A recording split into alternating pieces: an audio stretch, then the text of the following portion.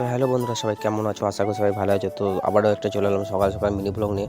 তো এখন আমি ব্রাশ করছি, কাজে যাব। সকাল সকাল উঠেছি, আজকে একটু তাও কুয়াশা করেনি, দেখতেই পাচ্ছ আজকে ঠান্ডাটা একটু কম আছে।